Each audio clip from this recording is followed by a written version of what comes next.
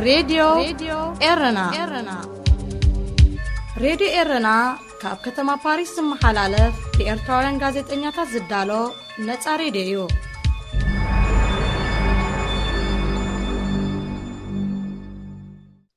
سلام زخبركم تخاتلتي مدبات راديو إيرنا بفلايد ما مدبا أبقزينا مساقم سنح عدالو نغراب الشاي قبرها نسي نلومي عدوما اللوني عدومي كشيناس والدر فايل كاب هاجريش ودنيو لومي نكايدو علال أبزي قزيزي بفلاي أب إسرائيل بزعبا زخيط زلو رئيتو معارقاوي ويكأني እቲ ኣባታዊ ዝኾነ ርእይቶ ኣምን ምኽሮምን ክካፍሉኒ ዓዲመዮም ዘለኹ ኣብ እስራኤል ብጣዕሚ ኣብ ዝኸፈ ደረጃ ዝበፅሐ ኩነታት ኤርትራውያን ኣሎ ቅድሚ ሕጂ ክግለፅ ፀኒሑ እዩ በቶም ኣብኡ ዘለዉ ሰባት ኮይኑ ግን ካብቲ ዝተገልፀ ንላዕሊ ክዕበጥ ዝፍተን ብዙሕ ነገራት ኣሎ ኣብቶም መራሕቲ ሃይማኖት ብዙሕ ተርእዮታት ኣሎ ኣብቶም መንእስያትን ኣብቲ ህዝብን ብዙሕ ነገራት ኣሎ እሱ ከይኣክል ናብ ደገ ዝወፀ ብቃልዕ ብዙሕ ይዝረብ ኣሎ ፅባሕ ንግሆ ኣስጋኢ ሽግር ክፈጥር ዝኽእል ዓብዪ ተርእዮታት ንርኢ ኣለና ከም መራሒ ሃይማኖት እንታይ ይገብሩ ኣለዉ እንታይ ርእይቶ ኣለዎም እንታይ ምኽሪ ይድግሱልና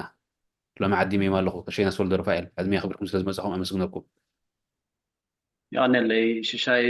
یعنی پلاتفرم خبركم تحاتلتي راديو إيرنا صبوا جزء كل ولاد ما تسفاقدر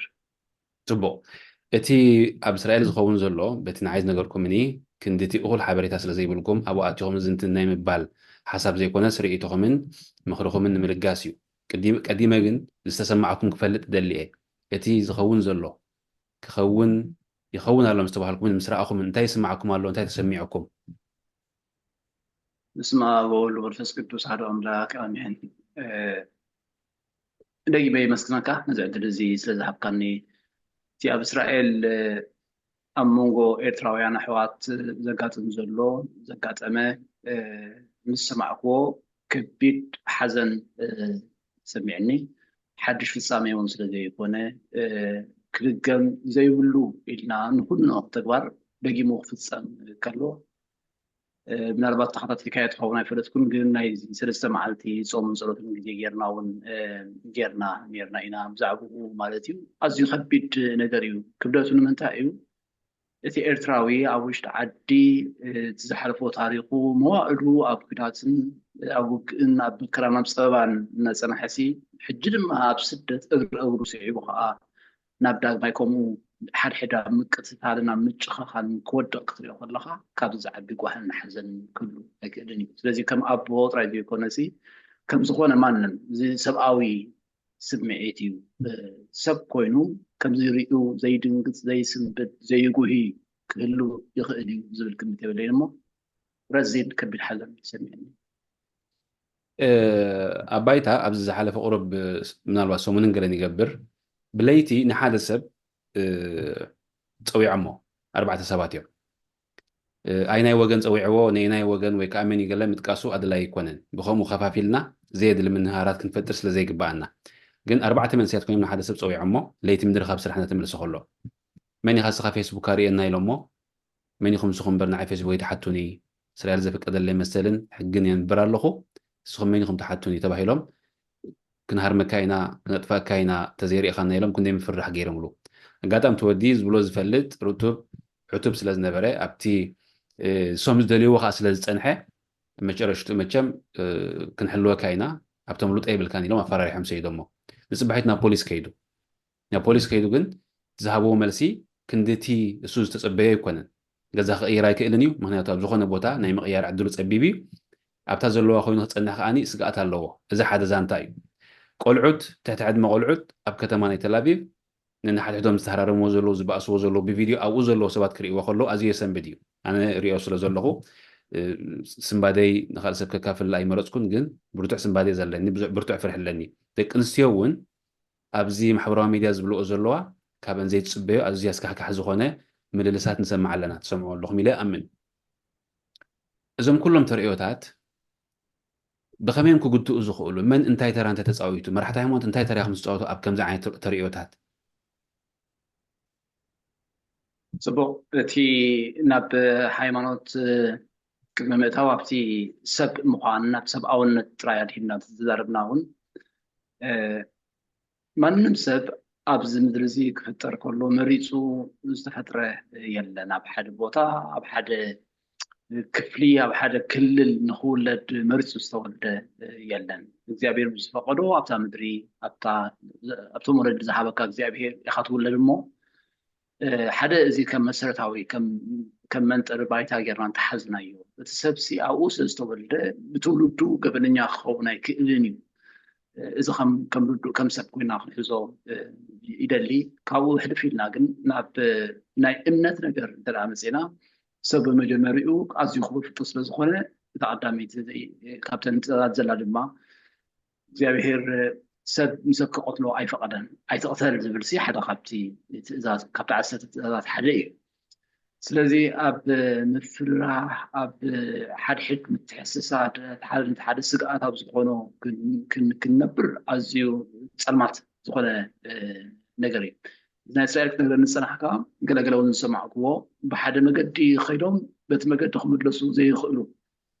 ብፍላይ ደቂ ኣንስትዮ በቲ ዝኸድኦ መገዲ ከይደን እንድሕር ኣብኡ ተመሊሰን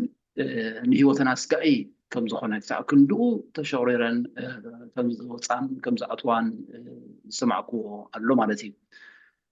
ኣብ ምንታይ እዩ ከም ዝኸውን ዘሎ ማለት እንታይ ስለዝኾነ እንታይ ስለዝተረኸበ እዩ ክሳዕ ክንድዚ ሰብ ንሰብ ሙሃ ኤርትራዊ ንኤርትራዊ ክሳዕ ክንዲ ዝገብሮ ዘሎ ስለዚ ብመራሕቲ ሃይማኖት ደረጃ እቲ መሰረታዊ ትምህርቲ ክርስትና ኢና ክንምህር ማለት እዩ ንሱ ከዓ እንታይ እዩ ፍቕሪ እዩ ፍቕሪ ንእግዚኣብሔር ቀዳመይቲ ትእዛዝ እያ ንእግዚኣብሔር ከም እተፍቅሮ ተረጋግፀሉ መገዲ ድማ ንምፅኣይካ ከም ነብስካ ብምፍቃር እዩ ነቲ ምሳኻ ዘሎ ብፃይካ ዘይተፍቅሮ ኮንካ ነቲ ዘይትሪኦ እግዚኣብሔር የፍቅሮ እየ እንተበልካ ሓሳዊ ኢኻ ዝብለካ መፅሓፍ ቅዱስ ፍቕሪ እንድሕር ዘየሎ ኮይኑ ድማ እምነት የለን ስለዚ ኣብ እግዚኣብሔር ዘለና እምነት እቲ ንገብሮ ፀሎት እቲ ንፆሞ እቲ ኩሉ ሃይማኖታዊ ስርዓት እንፈፅሞ ትርጉም ዘለዎ ኣይከውንን እዩ ስለዚ ለበዋይ እንታይ እዩ ከም መራሒ ሃይማኖት ከም ናይ ክርስትና ኣቦ እቲ ክብሎ ዝደሊ ነገር ወይ ትሕልፎ ዘለና መልእኽቲ እዚ እዩ ኩላትና ብኣርኣያ ስላሴ ዝተፈጠርና ክቡራት ፍጥረት ኢና ኩላትና ብሙሉእናት ሓደ ካብ ሓደ ዝንእሰሉን ዝዓብየሉን ዝወዳደረሉ ምክንያት ክህሉ ኣይግባእን እሞ ኩላትና ተኸባቢርና ብፍቕሪ ብሓድነት ብስምምዕ ክንነብር ይግባኣና እዚ ኣምላኻዊ ትእዛዝ እዩ እዚ እንተጌርና ድማ ኢና ምስ እግዚኣብሔር ኣብ ዕርቅን ኣብ ሰላምን ክንነብር ንኽእል ነንሕድሕድና እውን ከም ሃገር ከም ህዝቢ ውስንነት ዘለዎ ናብራ ነቢርና ቀፃልነትና ኣብሒስና ንዓና ጥራይ ዘይኮነስ ንደቅና እውን መፃኢና እውን ጥጡሕ ዝኾነ መሰረት ክንነብር ክንገብር ንኽእል እዚኣ ንመራሕቲ ሃይማኖት ብፍላይ ኣብ እስራኤል ንዘለዉ ትውክል ወይ ከዓ ትምልከት እያ ዋላ ኮነ ንሶም ናብዚ መፂኦም ክሓቶም ፈቃደኛታት እንተዘይኮኑ ምክንያቱ ስለ ዝፈርሑ ንብርኪ ዝብሎ ሓቲተ እቲ ክንብሎ ንደሊ እንድሕር ኢልና ክመፅና ዝኽእል ሓደጋ ንፈልጦ ኢና ኢሎም ንብዙሓት ምኻ ግዳይ ዝኾኑ ሰባት ማለት እዩ ሕጂ እስኹም ፍልጠት ኣለኩም ንምስተማኡ ዘሎ መራሕቲ ሃይማኖት ካበይ ናይ ወገን ብዘይ የገድስ ትረኸቡ ዶ እቲ ጉዳይ ብመራሕቲ ሃይማኖት ናብ ዕርቅን ናብ ሰላምን ክወርድ ትፍትኑ ዶ ትሓስቡ ዶ ትዘራርቡ ዶ ትረኽቦ ውፅኢት እንታይ እዩ ከም ውልቂ ዝግበር ተበግሶታት ንሱ ዕብየቱ ኣገዳስነቱ ርዝነቱ ማዕረቲ ብደረጃ መሪሕነት ዝኸይድ ክኾን ኣይክእልን እዩ ከም ርዱእ ማለት እዩ ኣብ እስራኤል ዘለዋ ቤተክርስትያን ንዕርቂ ሰላም ንይቕረ ምብህሃል ዝቃወምኦ ከም ዘይኮነ ፈልጥ እየ ኩላተን ማለት እዩ ብክልቲኡ ወገን ዘሎ እቲ ነገር ግን ተነሃሂሩን ተጓሃሂሩን ፀኒሑ ስለ ዝኾነ ቀዳማይ እቲ ናይ ቀዳማይ መንእሰይ ምስ ተቐትለ እቶም ቤተክርስትያን ናይ ነመላኒ ዓለም ብወገን መንግስቲ ወይ ካብ ወገን ኤርትራ ሲኖዶስ ኤርትራ ዝምርሑ ቤተክርስትያን ቀዲሞም ዘውፅኦ ደብዳቤ ናይ ዕርቂ ደብዳቤ ነይሩ ግን እቲ ግብረ መልሲ ኣዝዩ ቁጣዓ ዝተመልአ ስቕከ ዘይትብሉ ክሳዕ ክንዲ ዝምንዕዓቕ እንታይ ኣምፅኦ ዝብል ናይ መሊሱ ነድሪ ዘላዓዕል ግብረ መልሲ ይኽረአ ርኢናዮ ማለት እዩ ስለዚ እተን ቤተክርስትያን ከም ቤተክርስትያን ተላወሲድናየን እቲ ዝምህርኦ ንሱ ስለዝኾነ እቲ ዝሰብክዎ ንሱ ስለዝኾነ ንዕርቂ ንሰላም ንፍቕሪ ድልዋት ከም ዝኾነ በቲ ዝግበር ፀሎት በቲ ዝግበር ምህለላ ናይ ደቂ ኣንስትዮ ናይ ኣዴታት ናይ ቤተ ክህነት ከዓ ከም ርድኦ ወሲድካ ማለት ትሪኦ ኢኻ ግን ኩላትና ብሓደ ሰሚርና ከይንዘራረብ እቲ ዘሎ ኩነታት ዘፍቅድ ኣይኮነን ድሮ እቲ ቤተክርስትያን ከይተረፈሲ ወገን ደጋፊ ተቃዋሚ እናተባህለ ዝምቀለሉ ዘሎ ግዜ ስለዝኾነ እቲ ምሕደራ ገሊኡ ኣብ ትሕቲ ጳጳስ ከለ ገሊኡ ድማ ሲኖዶስ ስለዝኸውን እዚ ንባዕሉ ሓደ بعلا بيتكسانس نبعلا عرقن سمعنا حدنا كتوسع سلازي قالت نت حزبي ناب عرقن سمعنا كتوسعو اي قالت نزلا بزبل كنبلسو نخدينا وانا بزلني حبريتا يترف اب تحتتي منغستي واب تحتتهم مرحت هايمونس توم مرحت هايمونس بعلهم اب تحتتهم حلفتي نايتن منقسقاسات بيمان زلو بصقام بزي قدس يوم زلو توم دليت يفتحوا خونو توم دقفتو خونو نتوم مرحت هايمونس كم زوام يعني نسمع زلو نحدا سب كفتحولون زي كفتحولون ويكا فتحت قبرون زي قبرون سي نتوم حلفتي زلو حج خمسة فقدوهم كم زحتوهم يعني نسمع زلو سلمتك كسب كندو يخيد الله زلكم رئيتو زلكم مردأتا انتي تتقبريو نقراتنا بنبركم الله الزخيل حفشاوي تاينا خوينا زلنا انتي اندحر تجيريو نقرات تحت سباتات منفس نبنبركم الله الزخيل من على باش كابنا مسحف قدس مثالي حد على بانت أريكو حدش على بامسخا نتي بلوي نتزولي نتزعرقه كتسفيت حتى كافي مريسي زقدو زبل مثالي على النمو ኣብ ርእሱ እቲ ቤተ ክርስቲያንና ኣብ ትሕመረቱ ኣብቲ ማእከላይ ስለ ዝሓመመ ስለ ዝተፈላለየ እቶም ጳጳሳት ካብ ላዕሊ ጀሚርና እቶም ክሳብ ታሕቲ ዘለና ምእመናን ነንሕድሕድና ክንተፋነን ገይሩና ማለት እዩ ስለዚ ጳጳስ ንጳጳስ ይኹን ካህን ንካህን ይኹን ዲያቆን ንዲያቆን ይኹን ከምኡ እናበለ ክሳብ ታሕቲ ኣብ ዝተተፋነነ ናብራ ኢና ንነብር ዘለና እዚ እቲ ዘሕዝን ملك أنا تبي كريستيان أبز وان زي فسباحيت فقري كتكون زقبا سباحيت حد مثل تكون زقبا بيت كريستيان أنا حدا أم في الله الله أبتصور أتينا أنكي زيو كم زيو كنبل قرب مسرحتي يدلي يخون بتجهود سخونة ويتزمسلنا كنزارب القادين لكن كم ناي أمنت سبات زمس أنت مسا أب أمنت ناس لأن عدو كنبل دايق بقى نمبر زيت نوني من مسرفني زبلا كايدا بيت كريستيان كخيد أي فقدني أماني كم قال زيابير يقمد بزقب بوسة بيت كريستيان أبتزقب بقى بوطا سلازيلا كم قال زيابير يتنبل سلازيلا يزخل متفنان زمس زلمو من عرباش كم ولك كاهن أنن توقعت بصوتين نقبرو نبلو نزاربو ببولكي كون كله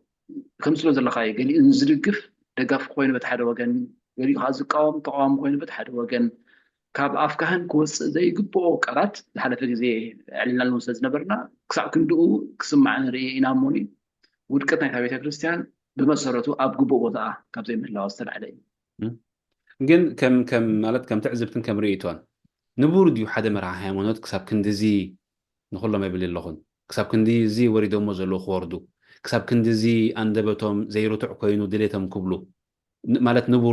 نبور نحر زي كوينو خا نتي كبرين نايت هايمانوت نتي كبرين مسحف قدسي تحسوا دي اللون كم من دحر جيروم كا كابتا بتخرسيان كونا كابتا عالم كونا انت عينت سقمتي خوسات زقبو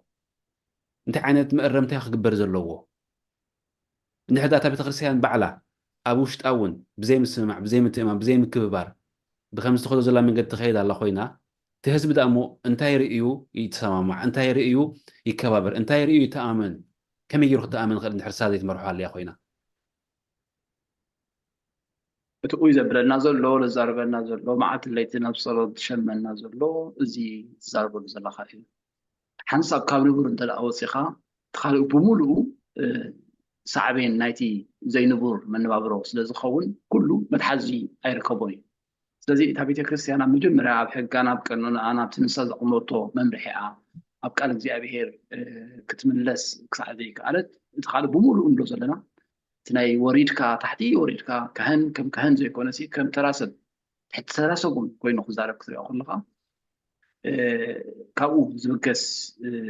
ዝብገስ እዩ ስለዚ ታቤተ ክርስቲያን ኣማራፂ የብላን ናብ ንቡር ክትምለስ ምናልባሽ ኣግህድ ኣቢልና ክንዛረቡ ተረኣ ኮይኑ ሲ ፓትርያርክ የብላን ኣብ ዝዋን እዚ وتسعة زين إترا باتريارك يبلان باتريارك تي أبو خلاتهم إنتبه كريستيان كم أبو خوين زمرحة مالتي توم حجاون بلهم زي حجاون بلهم زخون خوين قلنا إترا حمشي باتريارك أو إنه كارلوس مس عرفوا بدحري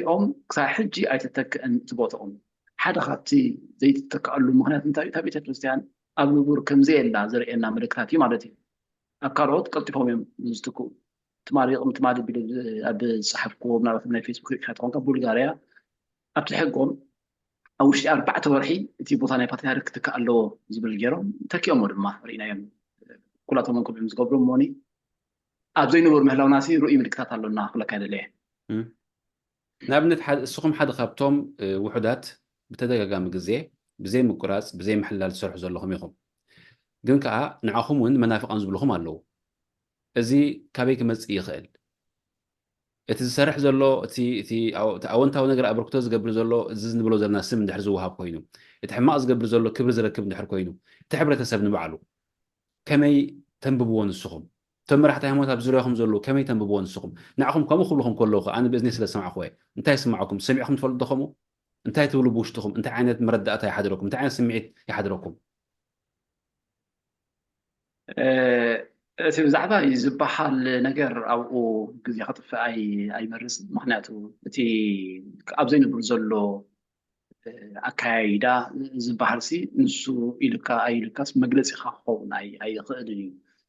ሓደ ነገር ግን ኣሎ እቲ ኣብ ግቡእ ቦታ ያለኹ ዶ የለኹ ግን ኩሉ ግዜ ርእሰይ ይሓታ እቲ ዝተዋህበና ሓላፍነት እቲ ክህነት ክቕበል ከለኹ ዝኣተዎ ቃል ንሱ ይነብሮ ኣለኹ ዶ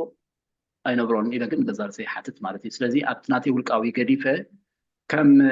እቲ ነታ ቤተ ክርስቲያን ተላኢኹ ኣገልጋሊኣ ኮይኑ ኣገልጋሊ እግዚኣብሔር ኮይኑ ክዓይ ዘለዎ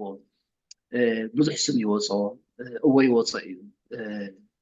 ትስም ምውፃእ እኮ ብዙሕ ከቢድ ነገር ኣይኮነን ኣብቲ ቃል እግዚኣብሔር ሲ ክሳዕ ሞት እሙን ኩን ህይወት ክበካያ ስለ ዝብል ካልእ መከራን ሽግርን ብዓብዩ ኣብ ቦታት ኣብ ኤርትራ እውን ኣብ ቤት ማእሰርትን ኣብ ፀበባን ክሳብ ሕጂ 20 ዓመት ዝኸውን ኣለዉ ስለዚ ከም ዝተባሃለ ኢለ ክዛረበሉ ዝኽእል ነገር የብለይን ግን እቲ ኣካይዳ እቲ ህዝቢ እንታይ ይኹን ዝብል ኩሉ ግዜ እቲ መራሒ እዩ ነቲ ህዝቢ ናብ ኣንፈት ዘትሕዞ ዝቕልሶ እሞ እታ ቤተ ክርስቲያን ተስፋ ንገብር ኣብ ዝሓፀረ ግዜ ብፍላይ ኣብ ውሽጢ ዓዲ እቲ ፓትርያርክ ቀልጢፉ ቦታ ተዋሂቦ ፓትርያርክ ተመሪፁ እታ ቤተ ክርስቲያን ሓድነታ ኣስጢማ ክትከይድ እንተደኣ ክኢላ ብድሕሪኡ እቲ ካልእ ኩሉ ተራፋ እዩ እየ ዝኣምን እቲ ማለት እቲ ሕቶ ከምዚ እዩ ዋላ እኳ ፓትርያርክ ክህሉ ዝግባእ እንተኾነ ብሕጊ ቤተክርስትያንን በቲ ኣድላይነቱን ግን ከማኹም ዝበሉ መራሕቲ ሃይማኖት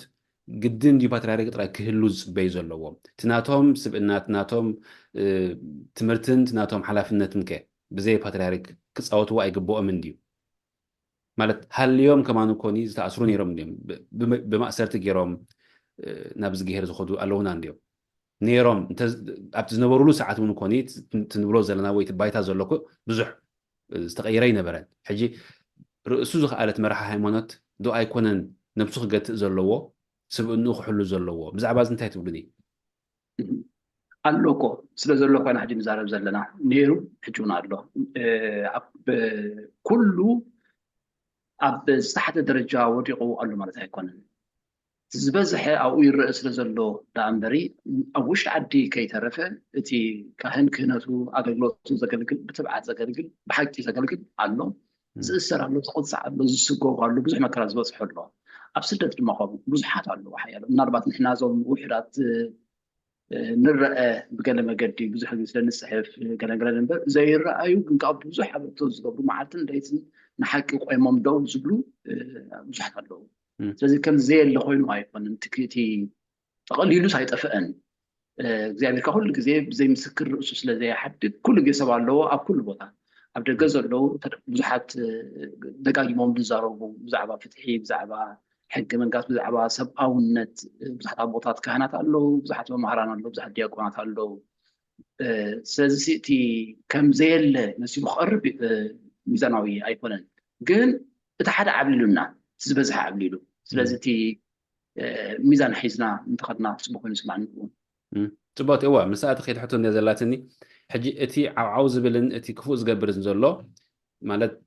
እቲ ማሕበራዊ ሚድያ እውን ሓጋዚ ስለ ዝኾነ እዞም ክፉኣት ነገራት ዓብሊሉ ይርአ ኣሎ ተስፋ ዘይብሉ ከዓ ይመስል ኣሎ እቲ ህዝቢ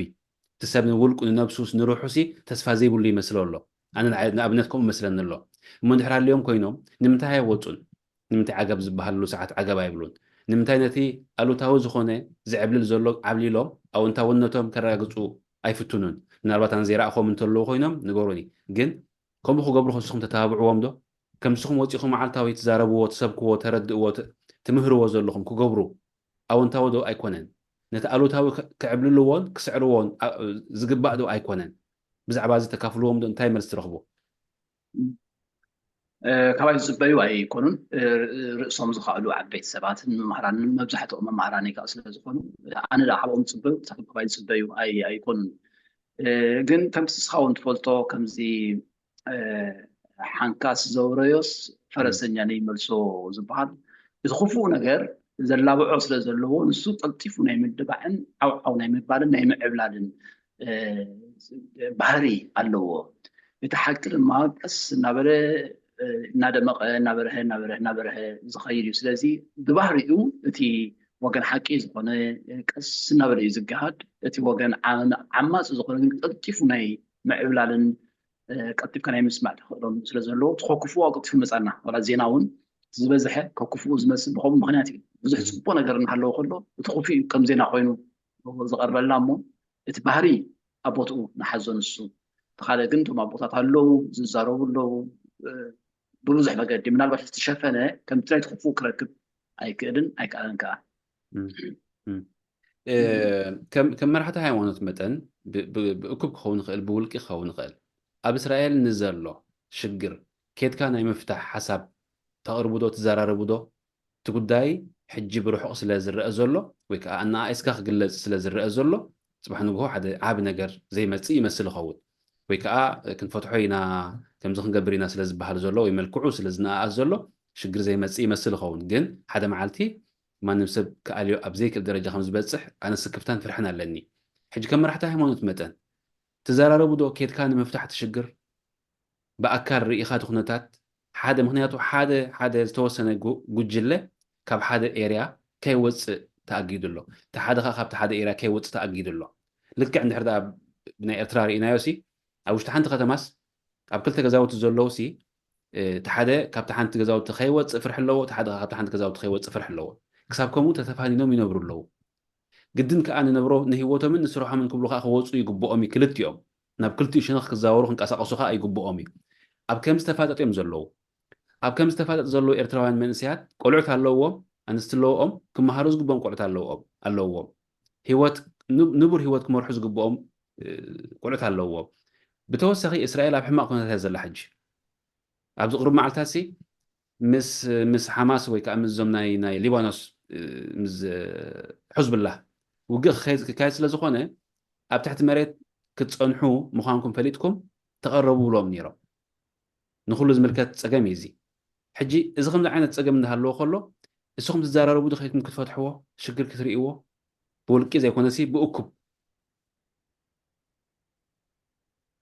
مراحل أبيت كريستيان ناي حبرت نقولاتنا تأميرو بحاجة كبرنا أكال كساب حجي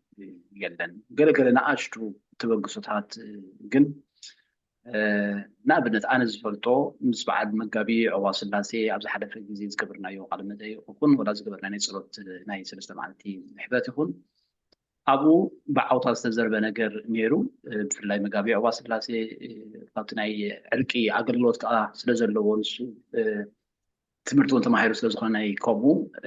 فقارنيا مقالو ترايسي عدل فطور ليمر بأكال مسيح أو قلنا تقبري يلو 5 زعربة كنسكرولو يدلي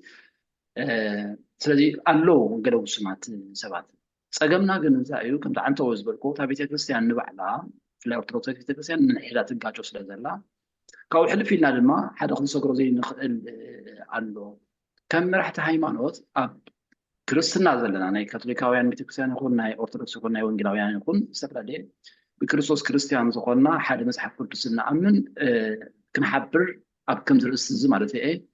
حبيرنا بحد خوينا كنصلي كنزاته قليل يكونن ولا تصلت زغبرنا يون ببزح تقاومون كما يجيركم كم صوت تصديو نتوحده يشكرنا نغرات الله إذا حديثو جن كم جوبو جنت أخوز جوبو يترف مستي بحد مسحف قدسنا أمنسي مستم كله مرحلة هيمانوت كريستنا نسلمنا نزلون بحبار كوينا حزبنا سلازخونه ناي عرقن سلامنا أقول دما ناي هيمانوت أقول سلازخونه كنقدر يقبعنا نير ناوقصنا أي عبنا لنا ناشتبق سلاتكن أي سألني تبو ኣብዚ ዙርያ ማለት ቅድሚ ሕጂ እውን ስለ ዝተንከፍናዮ እዚ ኩነታት ናይ መራሕቲ ሃይማኖት ናይ ቤተ ክርስቲያን ናይ ህዝቢ ስለ እንትንክፎ ሎሚ ከዓ ብፍላይ ኣብ እስራኤል ብዛዕባ ዘሎ ኩነታት ፀቂጥና ንምዝራብ ንርኢቶኹም መረዳእታኹም ትምኒትኩም ንምክፋልን እዩ ነይሩ ካብዚ ኒዋይ ክሕዘኩምኒ ሓፃር ቃል መጠየቅ እያ ዘይበልክዎ ዘይለዓልክዎ እንድሕር ኣሎ ኮይኑ ብኣኹም ወገን ክምላእ ትደልይዎ ትሓስብዎ እንተሎ ዕድል ክበኩም እየ ንዝነበረኒ ግዜ ግን በዚ ውድእ ኣለኹ ኣነ ፅቡቅ ከም ዝበልካዮ ሓፂር ቃለ መጠይቅ ፅቡቅ እዩ እቲ ክበሃል ዘለዎ መብዛሕትኡ ተባሂሉ እዩ ለበዋ እዩ ዘለኒ ለበዋ እንታይ እዩ ሰብ ንኹን እቲ ናይ እምነት እቲ ናይ ካልእ ነገር ወላ ኣፅኒሕና ሲ ሰብ ክንከውን ከም ሰብ ክንሓስብ እቲ ሰብሲ ተሰዲዱ መፂኡ ኣብ ስደት እናነበረ ደቁ ከምቲ ዓንተ ክትበ ዝነበርካ ናብ ሓዳሩ ናብ ስርሑ ናብኡ ኣብቲ ዘለዎ ጥራይ ዘይኮነሲ ኣብ ዓዲ እውን ገዲፎም ዝመፀ ወለዱን ኣሕዋቱን ቤተሰቡን ዘለዎ ብሩህ መፃኢ ክህልዎ ዝግባእ ሰብ ብከምዚ ብዘይጭበጥ ነገራት ኣብ ባእሲ ናብ ምትልላኽ ንምኳ ምስ ሓውካ ምስ ወዲ ዓድኻ ምስ ወዲ ሃገርካ ኣብ ከምዚ ምውዳቕናሲ ትሕቲ ናይ ሰብ ደረጃ ኣውሪድና ኣሎ እሞ የሕፍረና ስለዝኾነ ውርደትና ስለዝኾነ እጃኹም እቶም ኣብ እስራኤል ዝነብሩ ኣቦታት ኣዴታት ኣሕዋት ብፍላይ ከዓ መንእሰያት ልቦና ሰብኣውነት ክህልወና ከም ሰብ ክንሓስብ እዚኣ ክላቦ ይደሊ ይቀኒየለይ ክብረት ሃበለ ስለ ግዜኹም ስለ ትምኒትኩም ስለ ኣገልግሎትኩም ስለ ኣበርክቶኹም ኣነ እውን ኣመስግነኩም ካልእ ግዜ ብተመሳሳሊ ዛዕባታት ንረኸብ ተስፋ ገብረ ሰላም ምሸት ሰላም ምሸት